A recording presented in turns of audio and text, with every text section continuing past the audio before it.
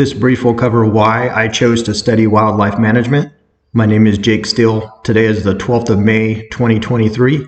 This brief is for a master's class with American Military University, EVSP505, Wildlife Management, with Dr. Val Titus. This brief will include a quick background on myself and how that relates to instilling the desire to study wildlife management, why I think wildlife management is important, and what are my goals throughout studying wildlife management.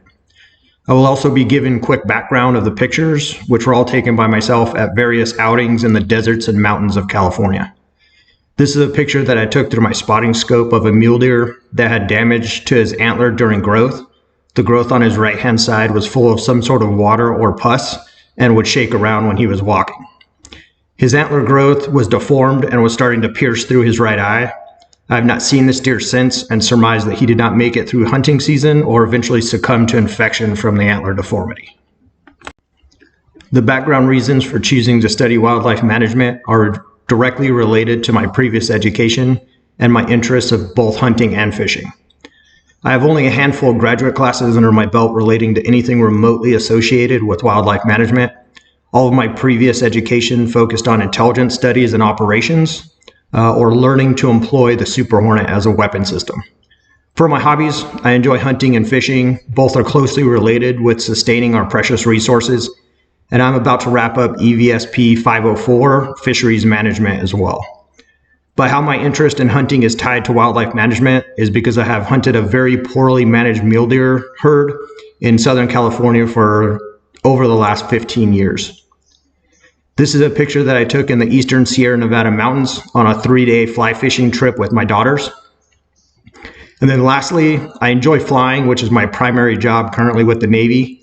I hope you enjoy the following 2 videos that are of a high-speed flyby that I conducted, and then my last trap or landing at the carrier that I did with my last command as an instructor.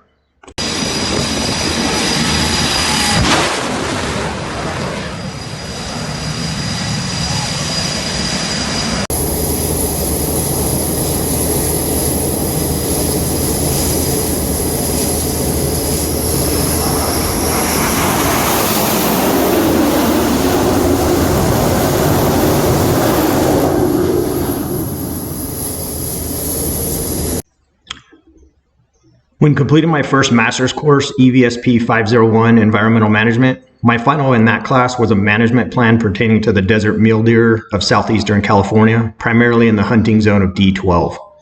Reviewing many of the research papers that spanned over 40 years and the lack of any sufficient updates in the last 30 years was eye-opening and really showed me that if there is not an economic value for the species, that little to no effort goes into effectively and sustainably managing them. In this case, due to poor management of another species, the feral burrow, key habitat has been destroyed, and in a desert area where water is important, the installed drinkers in many locations have been destroyed and are unusable for the dozens of wildlife species in the desert that rely on them daily. This is a picture that I took in 2022. The area is heavily inundated with orchards and surrounding farmland, and the deer have just now started to expand to these areas because of the lack of water and habitat that have been overrun with the unmitigated feral burrows. My primary goal for studying wildlife management is to simply increase my knowledge base. The primary being basic management of a variety of species and the associated issues that come along with successfully but sustainably managing them. Second would be how land conservation, or really the current lack thereof, has and will continue to affect wildlife populations in the future.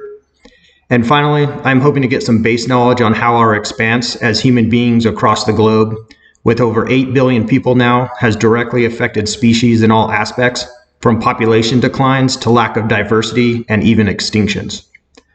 This is a picture of a feral burrow foal that I took last year during hunting season. It was abandoned by its mother and the herd, and unfortunately was killed by a vehicle later that day.